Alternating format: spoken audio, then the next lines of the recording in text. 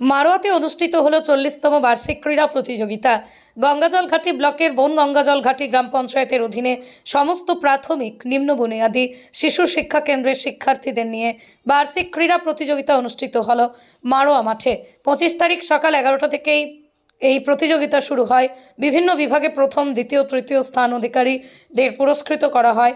অঞ্চল স্তরের এই ক্রীড়া প্রতিযোগিতার অনুষ্ঠানে উপস্থিত ছিলেন গঙ্গাজলঘাটি গ্রাম পঞ্চায়েতের প্রধান শুভজিৎ সিনহা, উপপ্রধান মিঠুন বাউরি, পঞ্চায়েতের ক্রীড়া ও স্বাস্থ্য কর্মাধ্যক্ষ সুদর্শন সিংহ, এছাড়াও গৌতম গড়াই, সঞ্জয় নায়ক, ধবলকান্তি সিংহ, প্রাক্তন মেম্বার উত্তম সিংহ, অজয় সিংহ, জয়দেব সিংহ সহ আরও অনেকে।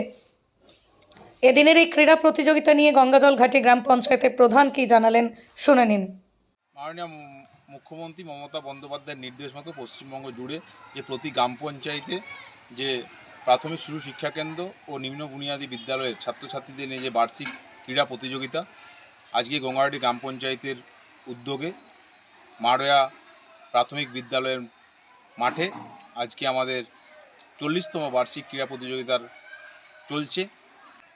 ইভেন্ট যেমন 100 মিটার দৌড়, 200 মিটার দৌড়, হাই জাম্প, লং জাম্প, আলু দৌড়, 75 মিটার দৌড়, তাই জিমনাস্টিক।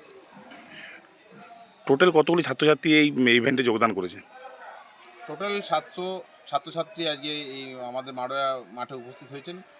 আমাদের 32টা গার্জেন সহ 32টা ইভেন্ট আছে। 32টা ইভেন্টে তারা প্রতিযোগিতা করছেন। আমাদের স্বাস্থ্য শিক্ষার সঞ্চালক সুদর্শন সিংহ উপস্থিত আছেন, আমাদের উপপ্রধান মিঠুন বাউরি উপস্থিত আছেন, আমাদের পঞ্চায়েতের প্রত্যেকটা সদস্য উপস্থিত আছেন। সকলকে নিয়ে সুন্দরভাবে আমাদের বার্ষিক ক্রীড়া প্রতিযোগিতা আয়োজন করেছি।